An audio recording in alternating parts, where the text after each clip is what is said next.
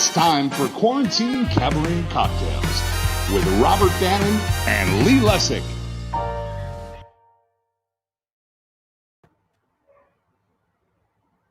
Robert. Lee! Imagine my sheer and utter surprise when I got this in the mail from you. Would you guess which one of us bought these? I think $29.95 has never been better spent. We look like Gumby. I know you won't believe this, but I don't have this yet. Oh, I'm so happy. I was so worried that it was part of your normal holiday fare.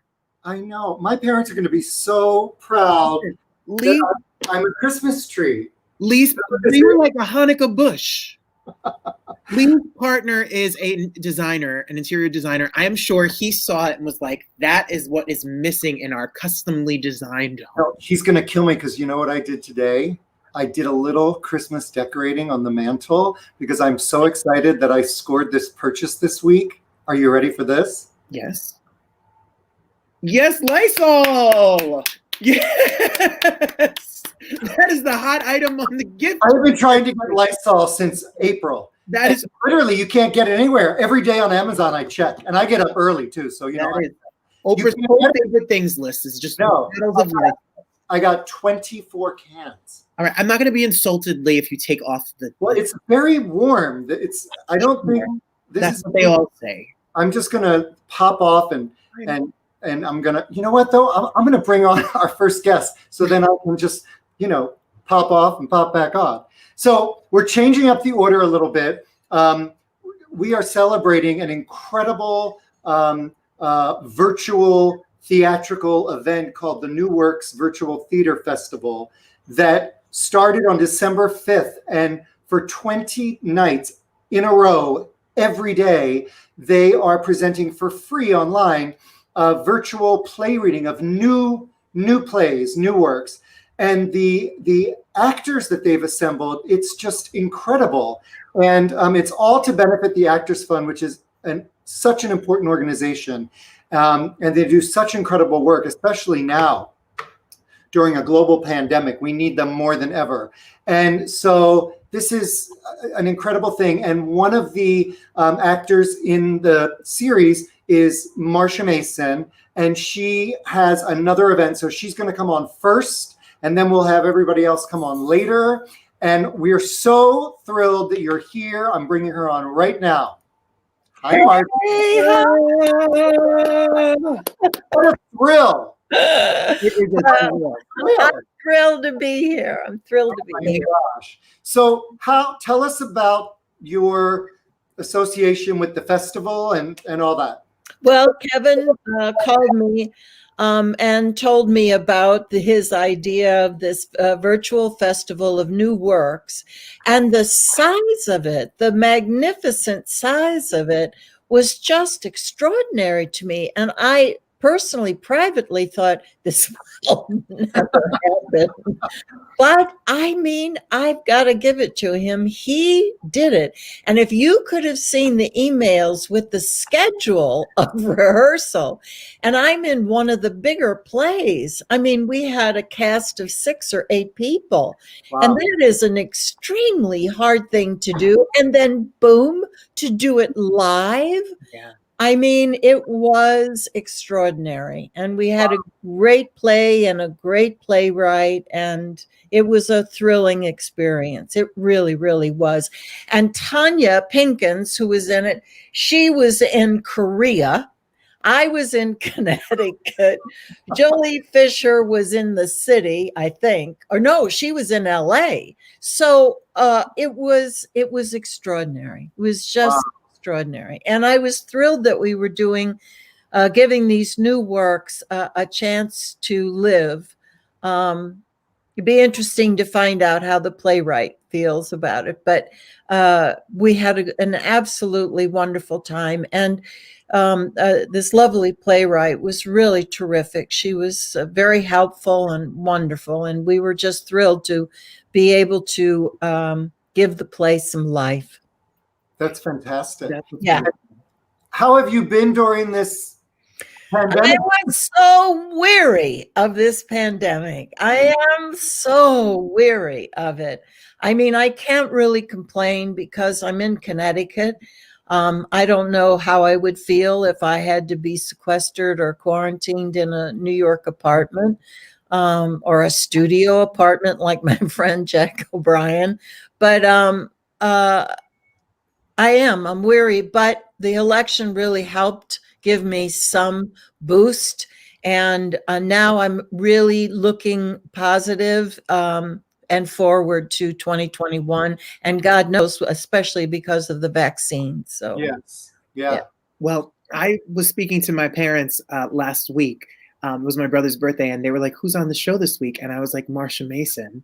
And their reaction, when Kevin checked, I said, "My parents." They were like, "The Goodbye Girl is on your show." oh, Yes, 4-time Academy Award nominee. yeah. Marsha Mason, everybody, and I know and love you from the show, The Middle. The Middle. Oh, yeah. Yes, I love The Middle, and you've seen her in Good Wife and Grace and Frankie, and I saw you on Magnolia. So Yeah.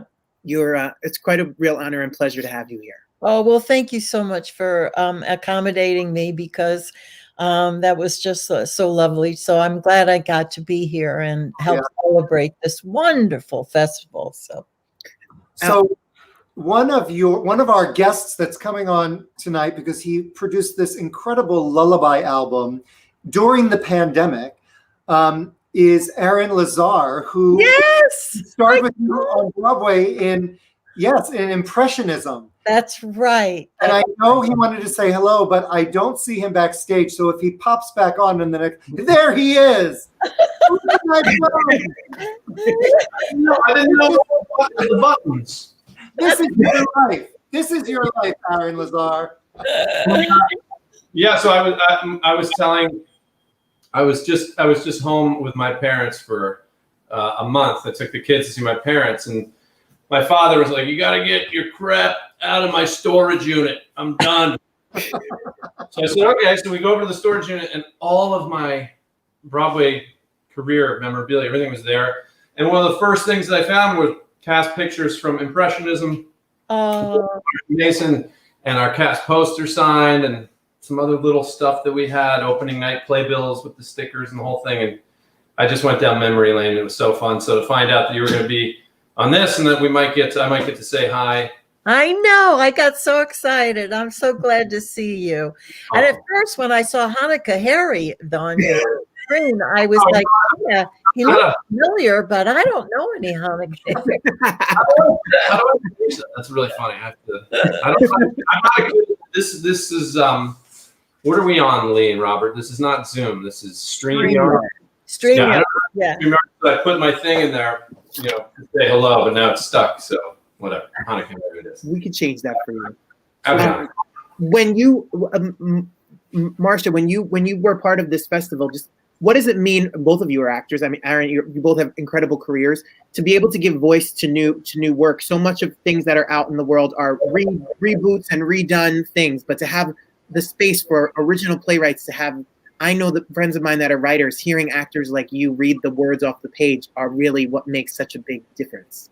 Well, I think it's really fabulous. And I don't think that this idea of StreamYard or Zoom readings is going to go away anytime soon, because as a matter of fact, I'm going to direct a play for Zoom for a new company called New Normal, I think, Rep or something. And it was a group of actors who decided they wanted to get together and explore material, and being able to do it this way. For example, I mean, there's Tanya Pinkins in Korea, and we have this incredible opportunity to do this play. It's really exciting. I think it's a very exciting idea, and I think it does work. And of course, these platforms are only going to get better because they're competitive. I did Dear Liar with Brian Cox for Bucks County Playhouse, and they were able to play with, the positioning of the screens, and stuff like that. So I'm very excited about it. I think it's really cool. It's a new normal. And even when we return to normal, it's going to be different. And now that look how many companies are saying that they will have remote workplaces because they realize they don't need, and the money that they're saving and for whatever reason. So things will be different. And I think theater is no exception. Well, the other thing in terms of a process too is the use of a more intimate approach to the material. Some people thought perhaps this would be not really good. Do you know what I mean? And of course, there's nothing to compare to see a full production. Don't get me wrong, but part of the rehearsal process is kind of intriguing to me if you can't all meet in the room. Yes. And it also frees you up in terms of casting. If somebody can't necessarily make a rehearsal but will be free for the performances, just to have it can be, if you look at it from a positive point of view and a glass half full as opposed to empty, there might be some really wonderful adjunct processes that could be beneficial. Yeah, I agree. Well, I cannot thank you enough. I know you have another commitment tonight. Yes, I'm sorry. Enough for coming on. Oh, but tell everybody how much I love them, and I wish everybody a happy holiday. And it was so good to see you, Aaron. And I just want to wish everybody a lot of good health and wealth and prosperity and happiness. Amen. Amen. It's a real pleasure. A pleasure and an honor. Thank you. Thank you. Hey, Aaron, before we bring you back, and we've got Adam Pascal here, who released a single that Jimmy Merchant wrote, and Jimmy's here as well. We're just going to play a little intro video that we made of all y'all. Cool. One song, glory. One song before I go, glory. One song to leave behind. Find one song, one last refrain. Glory. Funny ending this way. Now there's nothing left to say. On the hill. But I never heard them ringing. No, I never heard them at all till there was you.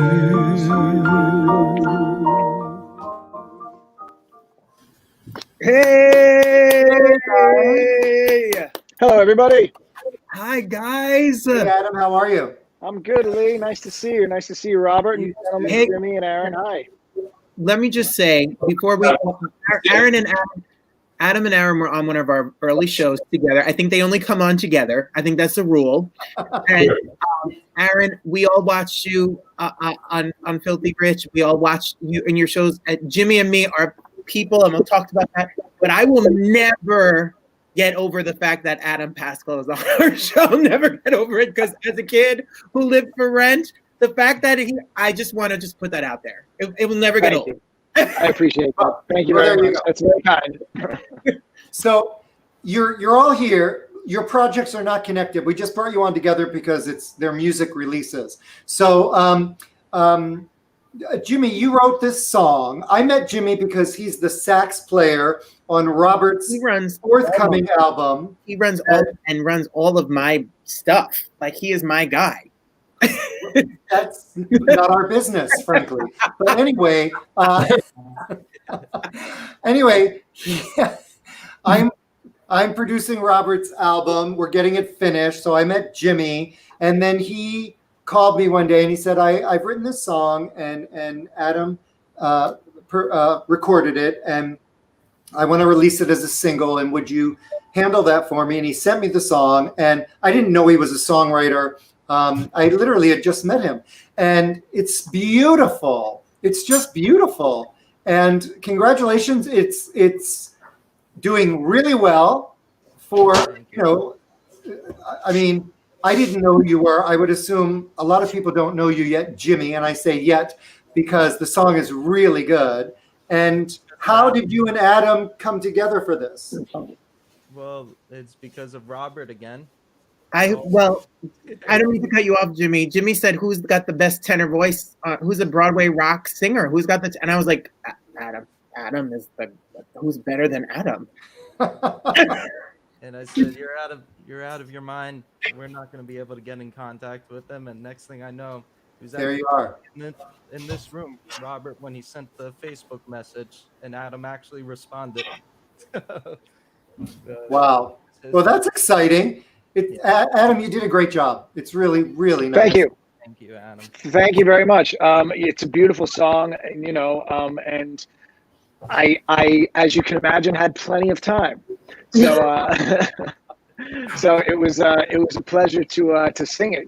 I mean, I get asked to do this kind of thing fairly frequently, and I generally make my decisions based on the song itself, and if I like the song and think that I can do it justice, then I do it, and so this one worked out well. It's the kind of song that sort of sits right in my wheelhouse. It's all about heartbreak, which I'm very familiar with. Wow.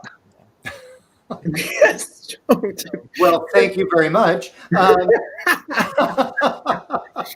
And Jimmy said, we've been looking at it. Me and Jimmy have been sending messages. It was ranked on iTunes. It's being played in, I don't know, Australia, and it's ranked and all over the place.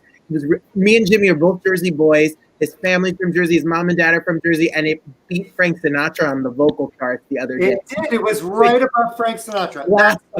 Honestly, I felt a little bit bad about that too. That is awesome. That is awesome. Well, of course, we wish you the best of luck with this, the single. I know you're doing a lot of promotion for it. It's on all streaming platforms, everything, Apple Music, Spotify, everything. So, It's called Painted Lady. Make sure you see Painted Lady. Jimmy Merchant is the songwriter. Adam Pascal is the vocalist. Thank you so much. Thank you. Of course, absolutely. Thank you for giving us the opportunity to promote it. Absolutely. Come back anytime and every time. Oh, and let me just tell you, for the holidays, Adam was on Cameo. He gave the most amazing cameo to my cousin. He sung from Rent for her. She is the biggest fan. I first heard of you in her car when I was in middle school, and she was like, "This guy is amazing." So thank you for taking good care of me. Thank God for Cameo. That's all I have to say. Right? Well, so if anybody wants a personalized song or message from Adam Pascal, go to Cameo and search for him, and you'll get it. Yes, I have college tuition to pay for, so please do. That's right. That's right. Happy holidays. Have a happy and healthy appreciate holiday you, and New Year. Jimmy. Thank you, guys. Thank you. I can't do without Jimmy. Thank you, Adam. Thank you, Lee and Robert. Bye, guys. Oh, Aaron. Aaron Lazar. Oh, Aaron, you're here. So my name changed back from Hanukkah Harry to. Well, that's good. That's good. So you in this lockdown quarantine, you decided that there was a need for a lullaby album, something to play your kids at night, right? Yeah, I mean, I had thought it would be a good idea a number of years ago, and I've sort of floated it out there, and I've just never really had the time to focus on it. And then my kids started to get panic attacks with early pandemic things were going on, and we just didn't know what kind of world we were all waking up to the next morning. I was singing them to sleep every night, and it was calming me down, which was just kind of nice, and it became a thing. And then I thought, well, if this is helping my kids, I imagine there's a lot of people out there that this could help, and there's probably a bunch of Broadway friends out there who are singing their kids to sleep. And so I called up some friends, which is what we do, right? And I called some amazing Broadway star friends who have kids, and then I called up a music director of Dear Evan Hansen and my music director for my solo shows, Austin Cook. And I called up, I asked Austin if he would music direct, and he said absolutely, and arrange. And then I called up Travis Howard, who was the music director and producer on all the Filthy Rich music for the TV show. And he said, I would love to do this, man. This would be cool. And he came on board as our producer and engineer and arranged a couple of songs as well. And everybody was just, we somehow put an album together remotely. Nobody was ever in the same room. We had some artists who were, there's our amazing list of amazing Broadway star friends who I'm super grateful to. Not too shabby. Not too shabby. And we were able to raise the money thanks to these folks on Kickstarter. And so thank you to all our Kickstarter donators who made this possible. And to all of our artists who were so generous. We had people singing songs in their closets to, a couple people had access to a studio. And my whole goal for the album as producer was, I don't want anybody to know that it was made remotely by listening to, like you wouldn't know. And I think we created something beautiful that sounds like we were all in the same room. And I'm so proud of it. And I'm so happy to share it in the holiday season. And I hope it's as enjoyable for people as it was for us to make. Yeah, I told you today, I called you because I've listened to it 3 or 4 times. And this afternoon, I turned it on, and I was really, as a record producer, I was really taken with how seamless it is. You would never know that these were all recorded remotely in different locations. The texture and the flow, and it's really, really lovely. And the performances, of course, are incredible. So, bravo. How are the boys? Yeah, kids are good, thankfully. Everybody's good. And I had never produced an album, so my hat's off to all the record producers out there. I just thought this would be, it's important and it would be beautiful. And I sort of had my crash course in learning what it is to produce an album. And that was fun and amazing and challenging, especially, our not being able to be together. But these guys, Travis and Austin, are just, the arrangements are so beautiful. We were able to work with the artists to, what songs are special to them, what songs are special to their kids, and from what shows, and in what key, and what style arrangement, and who inspired them. And you do it all over email and phone calls and sending microphones to people in the mail, and you do all this cool stuff. And then Austin and Travis work their magic at home in their studios. And we pulled it off. So we're, I don't know how you follow on iTunes and stuff, because I've never put it out. All you have to do is it's there. Search for Broadway. Yep, Broadway Lullabies, and you'll find it. It's glorious. It's a website too.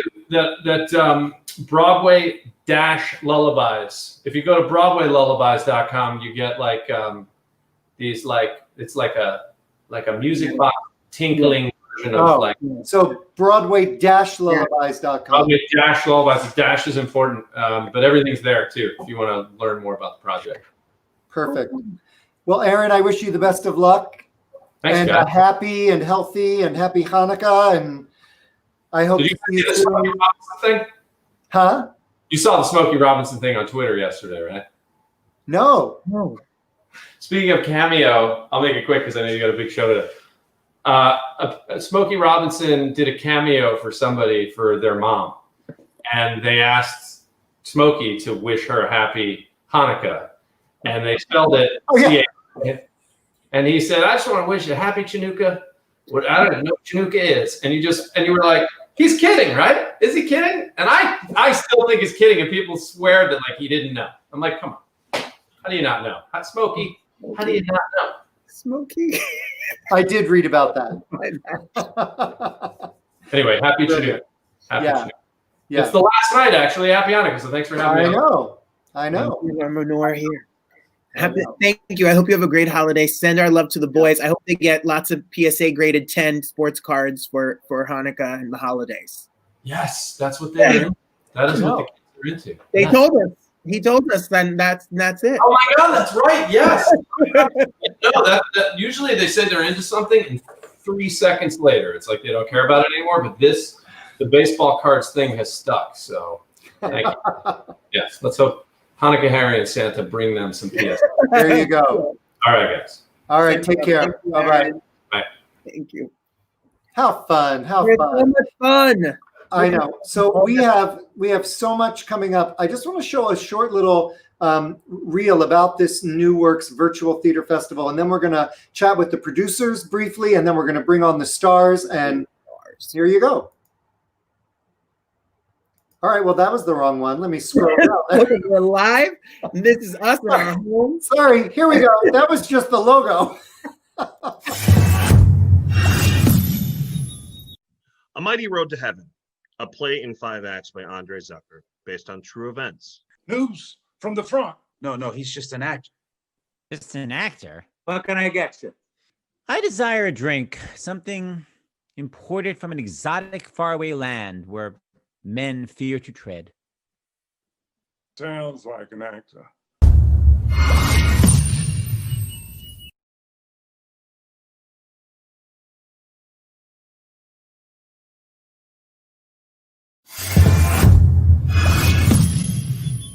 Oscar and Walt, a play in 1 act by Donald Stephen Olson. Walt off stage is singing Yankee Doodle Dandy as he washes up. Yankee Doodle went to town riding on a pony, stuck a feather in his hat and called it macaroni.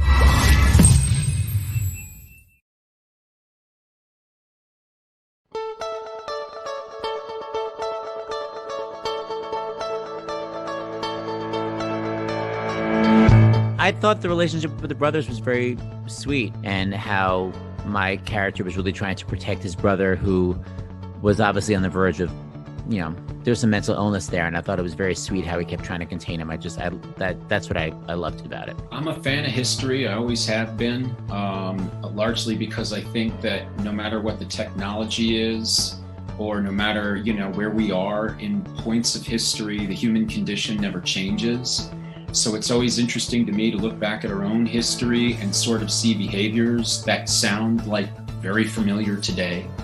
And knowing the history of this family, it was super interesting to sort of see another part or piece of it, but also to hear like John Brown or the soldiers speak their truth. And, you can be a hero and you can be a villain. It all depends on the perspective of the person on the other side. So it's for anybody in the arts, no matter what you do, on stage and in front of the camera, but also behind the camera, people that do the catering, the gaffers, the best boys, on Broadway, the makeup people, front of house, the ushers. Most people will live check to check. And when you live check to check and all the checks stop, you're busted. They pay people's grocery, their health insurance, their doctor's bills, their rent. They'll also help you figure out how to get other work. They'll help you figure out how to navigate your insurance. They're basically there to help anybody in the arts, no matter what you do across the country, get help. Actors don't need handout, but anyone needs an industry to be able to work. Our industry shut down. It's not like a show closed. This thing came and it is not our failure. The only failure that goes from here is a failure to be in support of each other.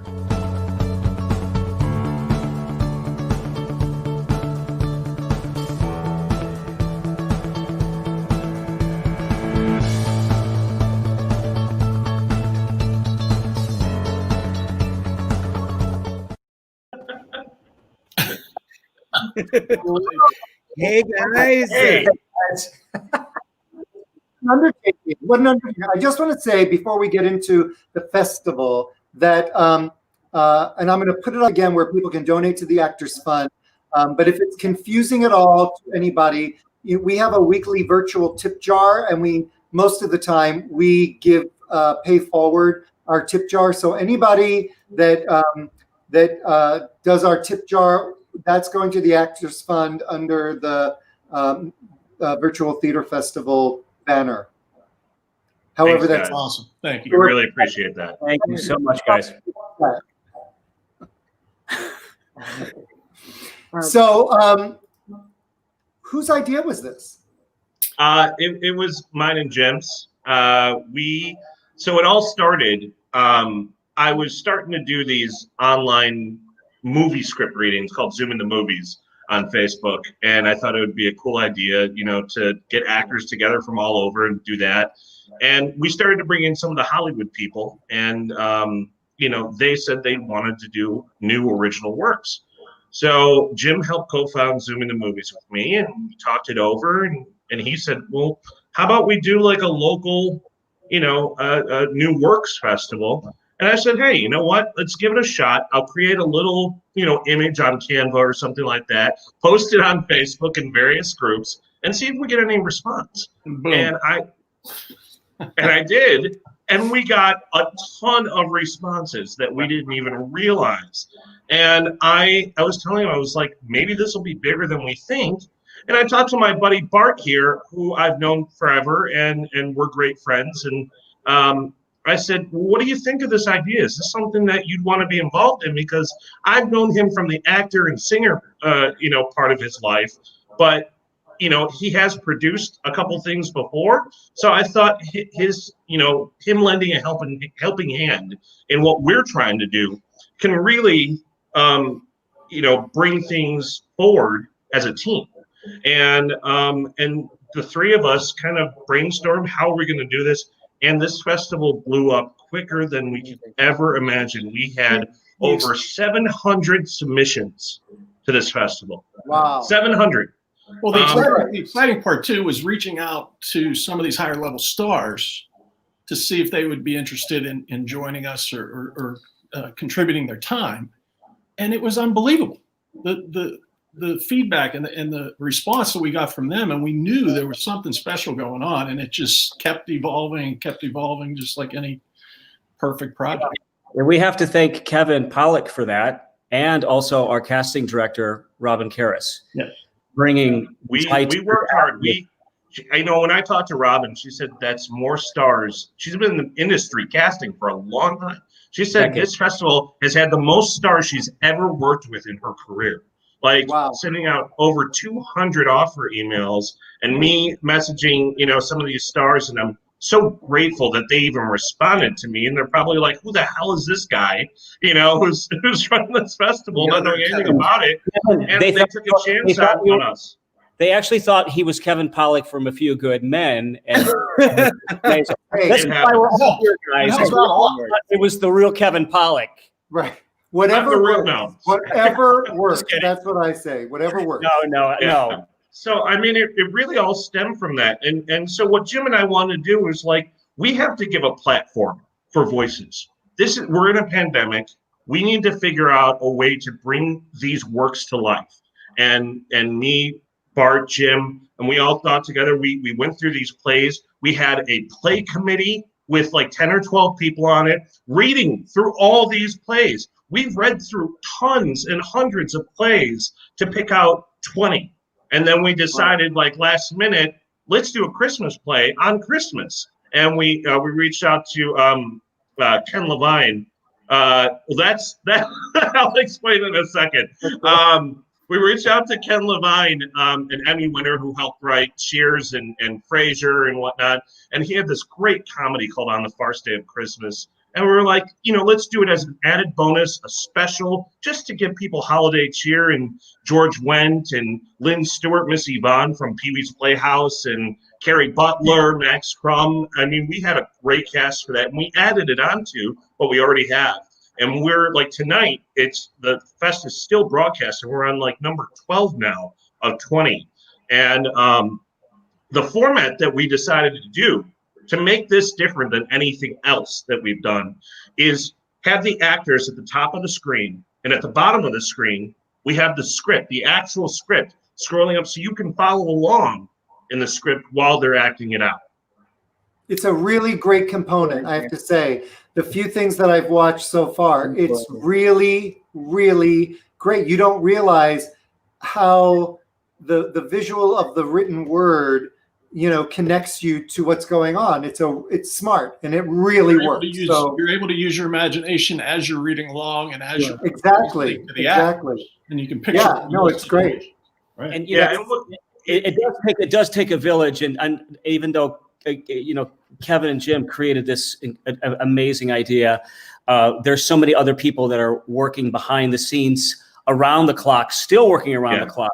Like our press release agent, Ellis Gage, working around the clock, trying to get the content out, just to let people aware of what the next play is, who's starring in it. Also, our leading editor, visual guy, Michael Yeshian, is leading this whole team. We started out with 10 editors. We started with two guys, and then it's blossomed into 10, right, guys? Right, Kevin and Jim? Yeah. So it's turned into this huge thing. So there's so many other people behind the scenes that are working around the clock to make this happen. Wow. And we are. Well, I know we've got a lot of your cast members here too, which I'm so excited about. So first of all, I know, Jim, you have to run. So I want to thank you for joining us. Thank you for having us. Yeah, of course. And congratulations Congrats. on the festival, and thanks for coming on. I mean, if I wasn't doing this, I'd be making sourdough bread. I don't. Well, that works too. Well, go do that, and I'll send you my address. You can do both. Weeks ago, someone on the that was watching the show said they were going to send me a cheesecake. It never came. I'm just saying. I don't hold grudges, but I'm just saying. We can always make it's never too late. So we have several of your actors here, so I'm going to bring them on one at a time. I mean, I'm bringing them all on, but we have Dan Lauria from the Wonder Years. He's here. Hey, Dan. Hey, Dan. There's Dan. Hey, Can you Dan. hear There he us? is. Hey, You're not the Kevin he's here. Pollack, you good man? Oh, How many times has this been That's discussed? That's what I said when I first met him. yeah. Welcome. It's such a pleasure to see you. I saw you in Lombardi, and you were Vince Lombardi. It really is. It's something. I had a lot of help. I had Tommy Kail directing, and I had Judith Light. So you can't do much better. There you go. Right? Can't beat that. And I love you on This Is Us. You were Toby's dad. Anyway. Yeah. And then we have Jolie Fisher, who I adore. I know. Hi, Jolie. There she is. Hi, everybody. Hi, Jolie. Hey, Jolie. Hi, Dan. How are you? And I'm you good. know, I'm okay. you know Jolie Fisher from Ellen and from Till Death and from Inspector Gadget, and her family, and everyone in her family is a star, and they're amazing. There you Good go. story. Marc Kudisch is here. Marc Kudisch is here. Oh, well, what can we say? There he is. There he is. Hi, Mark. How you guys doing? Hey, welcome. Mark, I got to Mark. see you here in LA at the Amundsen Theater in 9 to 5. Oh Lord. No! Oh my Lord. I just want to say I have never laughed so hard in a theater than in that scene where they tie you up in the office chair. Your timing was off the charts, brilliant. There you go. We've never met or anything. I'm just telling you, I loved it. Mark I is appreciate that. Thank from you. from Chitty Chitty Bang Bang to Assassins to Scarlet Pimpernel. He's 3-time Tone, and he's from Hackensack, New Jersey, which is like, I'm in Fort Lee, New Jersey, so we're like neighbors. We're Go Jersey, fist pumping away. And we God have bless you. Liz Larsen and Sal Viviano from the Upper West Side. Sal. Liz and Hey. Hi, Dan. Hey, Liz, how are you? Hi, guys. Well, everyone knows Liz. She from Law and Order. I mean, Liz. I mean, and Law and Order, and the show, and I know you from Most Happy Fella too on Broadway, which was quite amazing of a production. And Sal has sung literally from Three Musketeers to Falsettos to Full Monty, Broadway. I mean, what Broadway show haven't you done? I'm done. I'm exhausted. So my question is, are you just doing one of these plays? Are you doing multiples? How does this all work? I'm doing one. Whenever Kevin calls, we say yes. We do it. Well, I There have you a go. story. Here's another thing. So Dan did 2 of our plays. He wrote one of his. He submitted a play he wrote called "Till Jason Comes," which is a brilliant play that he stars in with Leanne Larkin and Ellie Ewald. And then I asked him back to be in Frontiers, which will be airing on Christmas Eve, which is about the space race, and he did a phenomenal job in that. Jolie was in a play called "So When Are You Leaving" with Marsha Mason. What? Yeah, she got pulled into the one tomorrow night, which is Miracle on 34th Street. Let's get over.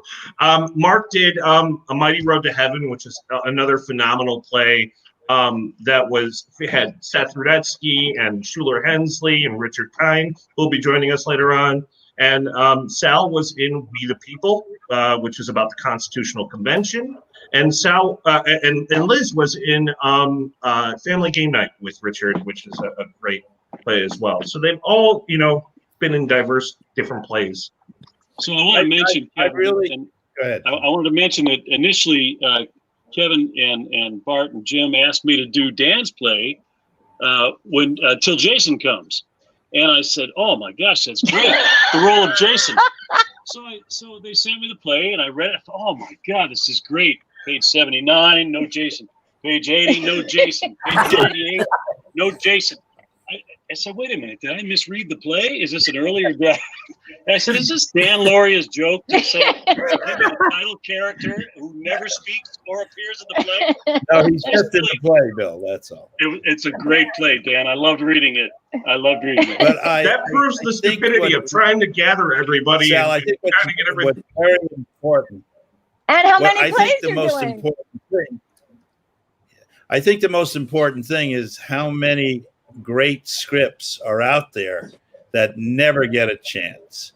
I used to fight constantly with the National Endowment that no theater should get a dime unless they develop a new play. Yes. At least one a year. There's so many writers who need a voice. Right. So You're right. that's You're my right. 2 cents. Wow. I was impressed. Sorry, go ahead. No, I was just going to say I was really impressed just by the things that I read.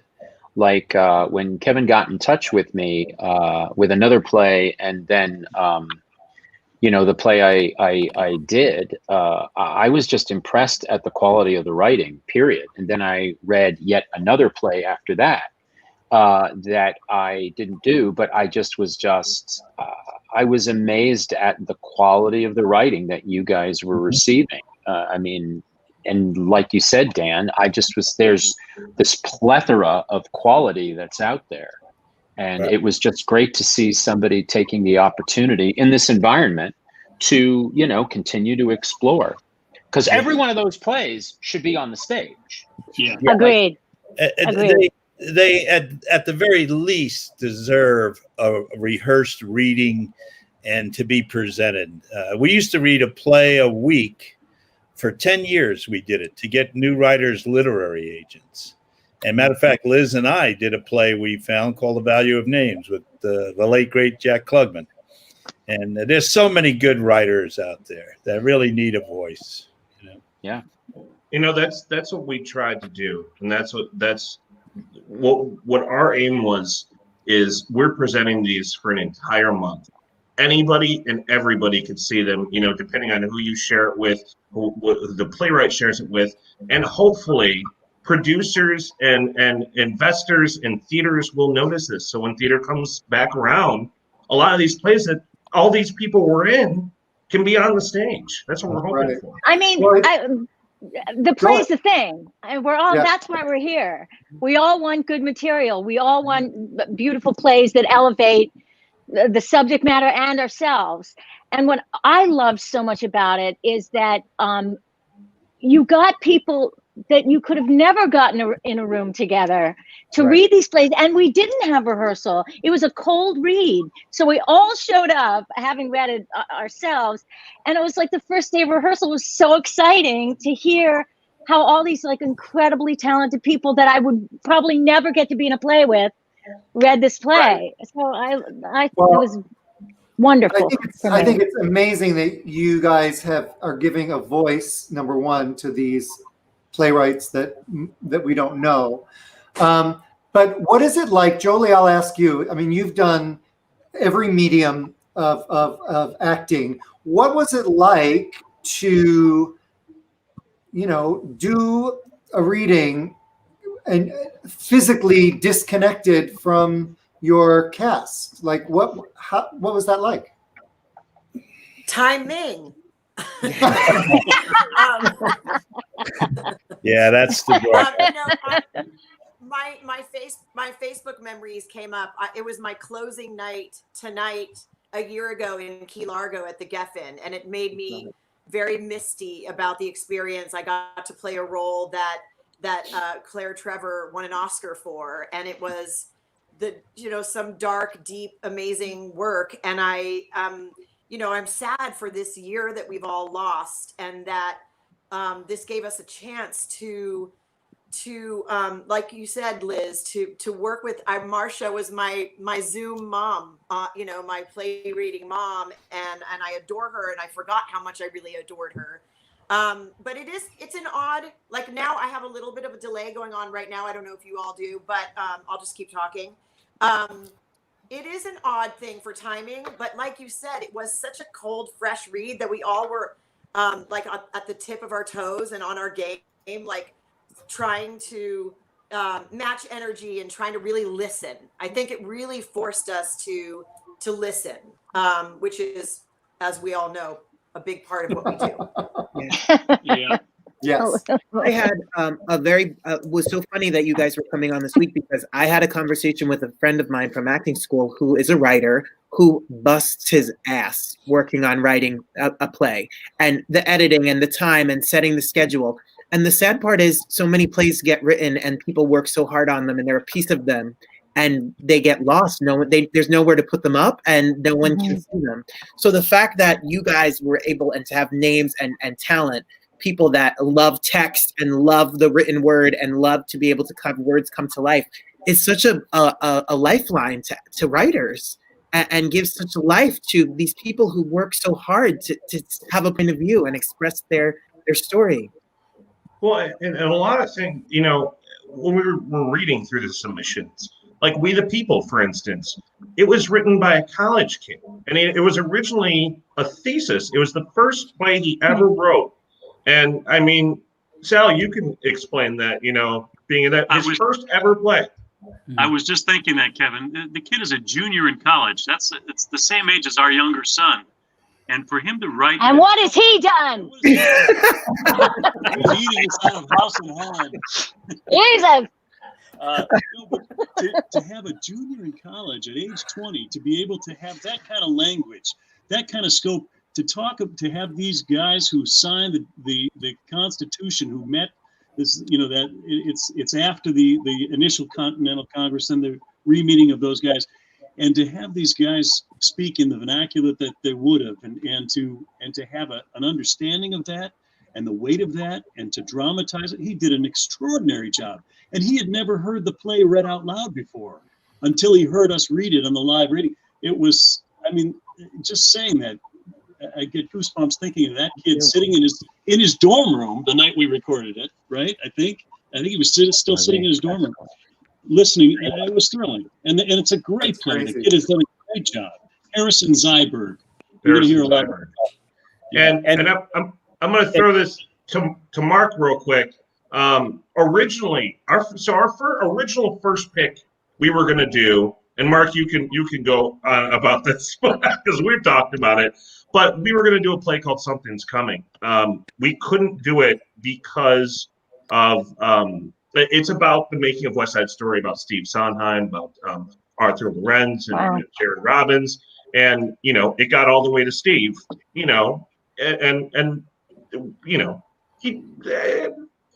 didn't really want it done, and we respect that. But it's a thing on the writers. These are college kids. A lot of these writers, they're either amateur, they're experienced, or you don't know until you actually look up information about them. But I'll say this. Yeah. And I was the one that recommended that you go to Steve and that you give it to him full on. Say, hey, absolutely, read it. Give us notes, please.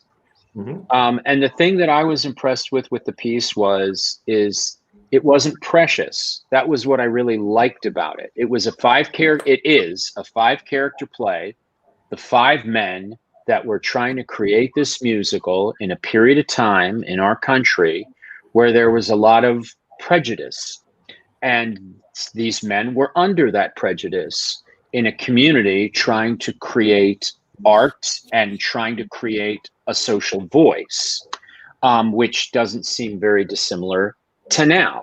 Yeah. And I was really impressed by how bold it was. And all due respect to Steve, I can understand that, it is his life. And so I am sure that he would want to take more time, and care to the detail of it. But I said to you, Kevin, I was like, that play, just hold on to that play. Like, that is a play that you shouldn't let go of. But that's the thing. I just thought that the content of everything I read, because I read 3 different plays, and I just was like, the content in each one of them was a subject matter that I was like, whoa. And none of that subject matter was treated, I want to say preciously. It was treated just honestly. And, Mighty Road to Heaven was, I loved it, was, the idea of the Booth Brothers and the event that possibly led John Wilkes to go and do what he did. And it's very touchy. And I was just impressed by the writing that you found. And God bless this younger generation going through this experience right now, because I really think that that's uncapping a lot of questions and a lot of frustrations and a lot of passions that are really needed and extremely useful right now. Awesome. Agreed. Amen. Absolutely. And Mark's a freaking historian. He's told me stories like tracing all the way back, and by giving him historical pieces, he's able to tell me these facts that I didn't even know. It's interesting to me, because as I'm going forward with these, it's good to know artifacts like that. So thanks, Mark, for that. That's some good researching and good acting chops from all of you guys. Absolutely. Oh, but that's what's kind of cool. Look, everybody that's on this screen right now, I mean, I don't want to, we all came up in a different period of time. When I was coming up in this industry, history was like a major thing. Like, you knew your history. We didn't live in a world of social media, right, guys? If you needed something, you had to go to the library and you had to research it, and you had to actually put out the energy that would take you half a day to learn now what you can learn in 5 seconds. So there was this real active sense of history and learning it. And I think that's not to take away from today. It's brilliant to be able to look that stuff up like really quickly. But I'm impressed by the younger generation of writers, because they're coming from a place of deep questioning, which they should, and they have a right to, because they're the ones that are inheriting all of this. Sure. And so I think that, I think it's great that these young writers are actually going to these really experienced, because it works both ways. I think all of us were probably really impressed by a lot of the writing that we read. And you go, well, hey, I mean, I got the time. And it's really fun to bite into something that is actually challenging you to an opinion. And that's the thing, to go off of what he said. It's a lot of young writers that we feature. Dan was in Frontiers. I mean, and Mark, you read it. That kid is in his early 20s from London that wrote about an American thing. I mean, Bart, you played JFK in that. And I mean, Dan, if you want to mention something about that, it's remarkable. I really think everything that we're saying here, if nothing else, it's why every literary agent out there should be tuned into this project. Because these are voices they're going to make it. I don't know how. Maybe it's not going to be in the theater. Maybe it'll be in television. Maybe it'll be in films. But the writers we're talking about and the depth at which Marc was alluding to is going to be exactly why these writers are going to find a way to break through. And Right. smart literary agent would be listening to every one of these readings. And let's face it, they have no excuse. They don't have to get in the car. They don't have to go anywhere. They don't have to put up with a million actors begging them for jobs. They can just go and listen. And when they hear a voice they like, get in touch with Kevin and have that writer send them the scripts. So if nothing else, I hope this program does that. Yeah. Well, I think, number one, I think it's incredible what you've created for 20 days straight. That's amazing. And just giving a voice to writers that you felt needed to be heard, which is fantastic. And then for all this entire cast, I know there's many others that have participated, for them to give a voice to the writers' words. It's incredible. It's really wonderful. And I think it'll be interesting to see what happens on the other side, because we are going to the other side. You know, it's all about paying it forward, Lee. I mean, that's what it's all about, is paying it forward. And I really feel like that's one of the huge gifts of this pandemic, and especially for the artistic community that, you know, we've been hunkered down at home and trying to figure out how to stay creative and whatnot. And that gift that you've created and that the artists here have given by giving a voice to these unknown writers that you feel should be heard, it'll be incredible to see what happens a year from now, 2 years from now, etc. I think my hat is off to you. I think it's an incredible thing. Yeah. And it goes to the Actors Fund. And I know we all know people who have gotten donations and gone to the food pantry at the Actors Fund, or gotten the checks in the mail asking for, you know, so to help young writers, and then also to be able to help the arts in general, which is so forgotten in this whole entire pandemic and such an essential business, to donate below actorsfund.org/NWVFest. And listen, we really do have to thank Kevin and Bart and James for jumping in and really doing this. I mean, they don't sleep. It's 24/7 for them. And you guys, thank you. I really admire the work that you did. You guys, there are 680 other plays out there that weren't chosen. But the way we find this really quickly is we had a play reading committee of, I believe it was 10 to 15 people, Kevin, and very articulate, intelligent, theater savvy, discerning folks. Okay. And each person picked their top 3 or top 4, and they had to fight for these plays. And a lot of the playwrights they had to fight for these plays, and we had to pitch our favorites to each other to convince each other that these plays were that they fit in alignment with our mission statement, and that they were all inclusive, and that they were. And so there's many other plays that were read but weren't chosen. So that could be all producible, some producible. But hats off to our committee that worked tirelessly and read 30 plays apiece and created their top 5. And I thought it was very interesting that there was a sort of a competition of trying to, you know, pitch our plays to each other and convince that this was the best one for the festival. So those sort of, those things that were behind the scenes, a lot of the actors don't realize. So, and the playwrights don't realize as well that there was somebody on that committee fighting for this play and fighting for this playwright's voice. So this is just like the tip of what was submitted. Just a tiny little taste. And classics. Jolie Fisher is in your version of Miracle on 34th Street coming up. She's playing the judge. It's a classic that you know. So if you are looking for something to do, especially when your kids are home and the holiday is over or are coming, take a look. Find it tomorrow night. Tomorrow night, tune in. All right, so we're gonna say goodnight one at a time. First of all, Liz and Sal, thank you so much. It's great to see you. Happy holidays. Marc, thank you, Marc. A pleasure to see you. Great to meet you. It's good to see you guys. Here. Thank you, Mark. Jolie.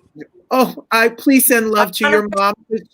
Happy holiday, and that our hearts are with people who have, lost loved ones in all of this craziness, and that we have a lot of hope and a lot of faith moving forward through it, that we'll wrap our arms around each other someday soon. Yes. Love to your family, to your Thank mom, you. to your family. Mwah. I will. See you tomorrow, Jolie. Dan, a pleasure. It was such an Thank you honor. for joining us. He really isn't the Kevin Pollack from A Few Good Men. No, I may never. He really isn't. He That really was isn't. a good ploy. It worked. I hate to break it to you now. What you're doing and for promoting the young writers. We really need that. It's especially great. more than ever before. Yeah. Happy holidays. Happy Same holidays. to you. Kevin, call me for the next one. I'll even read the stage directions if you want. Take care. You're the best, Take Dan. care, Dan. I'll talk to you. You guys, created wow. something beautiful. Thank you, Amazing. So I guys. just wanted to put this up when it's a clear screen. Clear screen. So everybody can see Miracle on 34th Street is on Friday at 8 Eastern, 5 Pacific.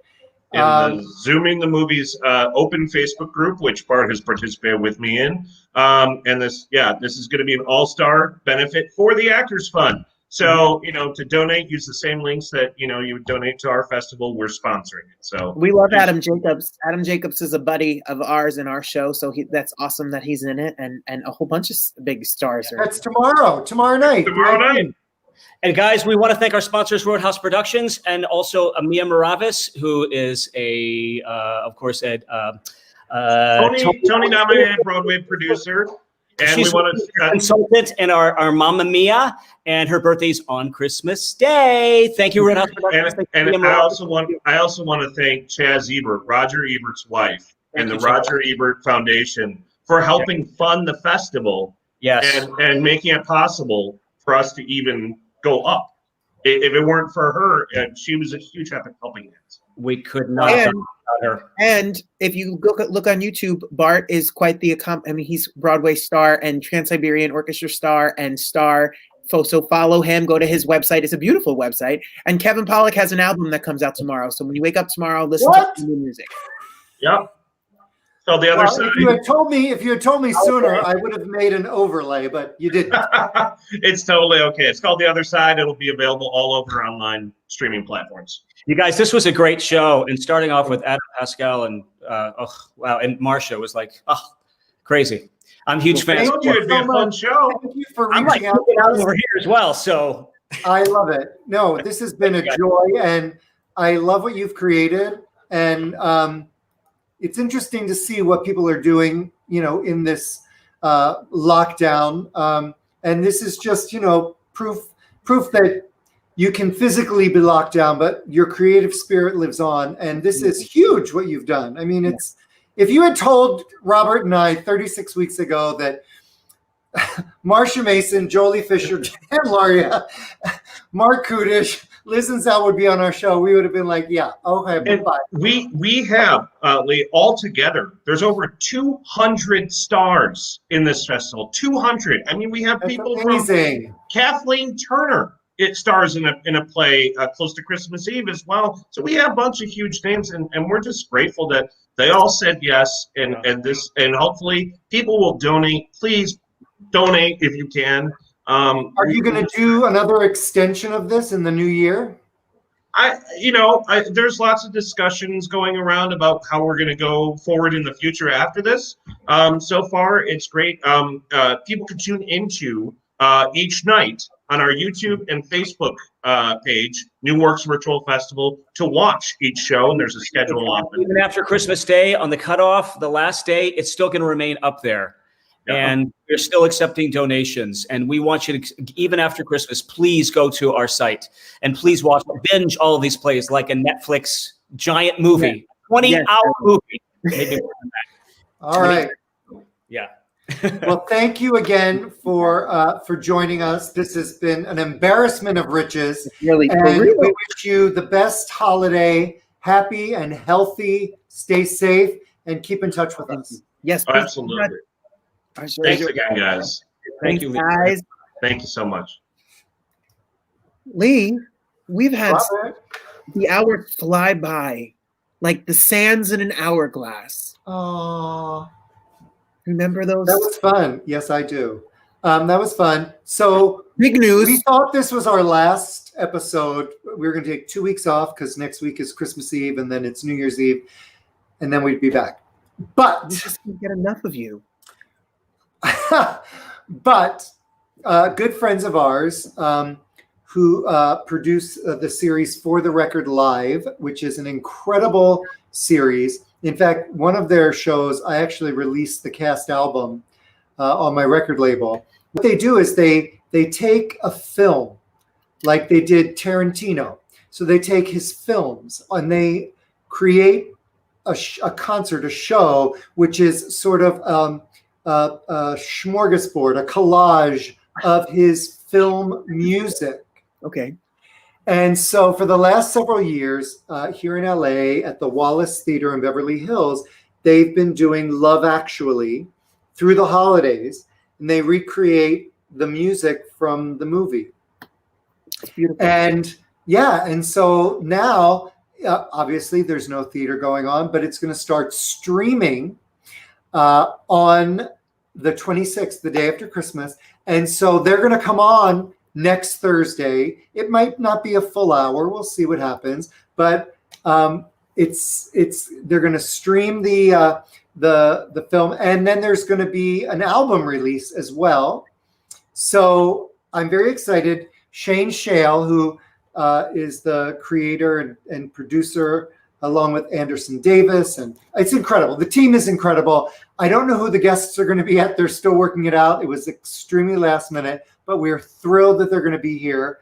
And I'm happy about that because 2 weeks off from you, I just don't even know what I would do, Robert. I wouldn't know what to do with myself. I love that they're going to be on, and it will be Christmas Eve, and we'll celebrate the holiday. Aaron, thank you, Aaron. It's Aaron, better than the alternative. Like, what if he said this is like interminable? This is like the dentist's office. This is like a root canal. I love that we get to meet so many new friends and put people together, and I'm happy that you guys get to watch. Please share if you love our show. Some of our friends have shared. We only do this if people watch and if there's an interest.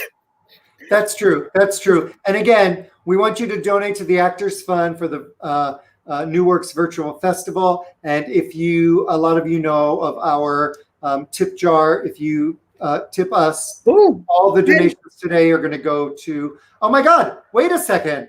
Hold on. Hold on a second. Wait, Richard Kind, it's never too late for you.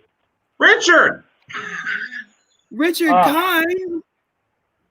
You have no idea what I've just been through. It was awful. Well, why don't you tell us? Why don't you tell us? I can't stand technology. But how are you all? We're good. How are you? What? This is like a Hanukkah blessing. You're very kind. I was just on this very Jewish show called "Who's the One?" or "Find the One." It's Jewish geography. You got to call the people, and I'm so bad at technology. I couldn't even cut and paste the link. It was awful. And I've got all these Jews screaming in my ear. It was a Hanukkah nightmare. Let me tell you, if you're watching, with the people watching, you know who Richard Kind is. Richard Kind, Spin City, Mad About You, Curb Your Enthusiasm. I really like you as the voice in Toy Story 3, the squeak. Thank you. My only question here is Inside Out. Inside Out, you mean? Of course, yes. Inside Out, Bugs Life, Cars. Yes, but yes.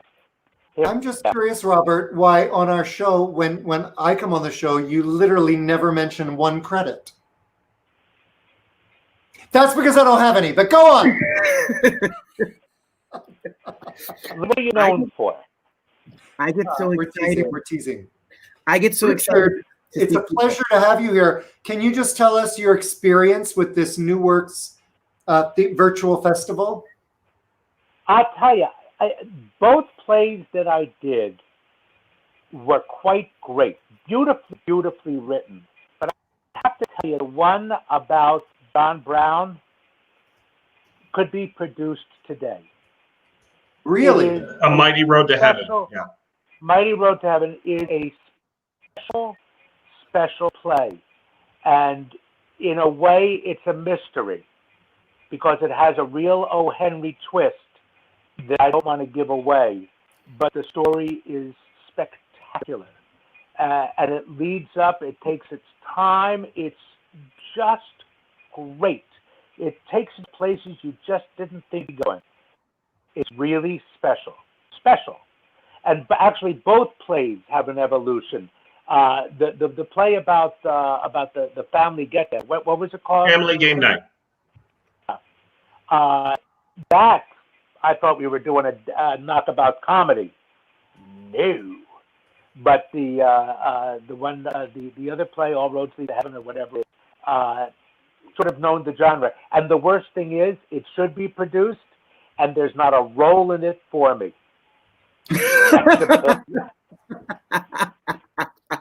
But I Well, would you did a happily great German produce- accent, Rich. Terrible. But I would happily produce it anywhere. It should go to small theaters and then make it to a nice. I don't think an off-Broadway. I think it could handle a Broadway theater. I think it's Wow. good. I do. Wow. I think it's that good. Yeah. And the Family Gathering one was Family Game Night was such an interesting play, especially because I didn't exactly know where it was coming from, and take some turns that are sort of wild, but beautifully written. I'd love to see more of his writing. This one is not as advanced in what it needs to be. And I have to admit, Kevin, I saw no other play. No other. But if the quality was anywhere near what these two were, they were golden. Truly golden. Wow. They were wonderful. Well, Yeah. thank you Can so much. anybody hear them? Can anybody hear them from now on, or are they? Yes. Yeah, they're all up on YouTube, on our YouTube channel, New Works Virtual Festival. If you search in YouTube, everything's available. How long will that last? How long will that last? A year, they'll be up. See, you thought I was like I could have been a shill saying, "Hey, Kevin, how long could somebody really want to know?" Because yeah, Pretty much. Very, very good. Was there? And who was on earlier? Did you have like all of the cast on? The and whole then I just couldn't cast. get on. Yes. Every cast. So many people. I'm sorry, like Liz and Mark, and these are people I love and don't see except in square boxes. So I wish I could. Oh, I guess I should be like this. Oh, better. yes. This is a treat. We were ending the show when I saw you backstage, and this is a complete treat. Absolutely. And we thank you so much for popping on and sharing My your apologies. experience. It was something. Okay. It was a Zoom event because of the race in Georgia, and it was a fun. Got event. it. Well, that's And important. Lee, you know how much I love guys. You know it. I would have been here. I had to do that. Yeah. Well, I appreciate it. That Rich. is important. That is important. Yeah. But we're glad you popped in. And listen, stay healthy and have a wonderful, guys too. happy New Year. It's an honor you were here with us. Thank you. Yeah, it really is. Robert, Thank you so much. Anytime I have to show something, I'm happy to be here. Thank you. Thanks, Rich. Okay, Kevin, I'll talk to you later. Sounds good. Bye bye. Thank you, Rich. Well, that worked out well, Kevin. That was wonderful. Surprise, surprise, I right? love it. We're full of Yeah. surprises here. There's no surprises except that one. Anyway, kids, we're going to see you next week, same time, and we're going to be celebrating Love Actually, the show, the album. We've got some surprises, so it'll be a fun. It'll be fun. It'll be a fun Christmas Eve show. Celebrate Christmas Eve with us. Kevin, I can't thank you enough. Thank you, Kevin. Oh, it's my pleasure. This will be the first of many, I'm sure. You are a visionary, and we applaud you. And this has been great. It's been really, really, really great. And you've really created something. I mean, I know you're working 24/7 and you're in the thick of it, but at some point you're gonna have a nap, and, and at some point And after the nap, you're going to have this like sort of aha moment because you really have created something and you've brought people together and you are giving a voice. And there's nothing better than that. There's nothing better than that. Yeah. So thank you. Thank you. Of course. My pleasure. Mwah. Mwah. Thanks, Kevin. Thank you, guys. Well, Robert, we can't. That was one for the books. I have nothing to say. We could go. This is. I know. I feel like we're at the Jerry Lewis telethon. It is exactly. Who knows what next week will bring in the future? Who knows? I'll see you. I'll talk to you tomorrow. I'll see you next week. Thanks to all of our guests. And there you go. Thanks for joining us. We'll see you next time. Mwah. Bye.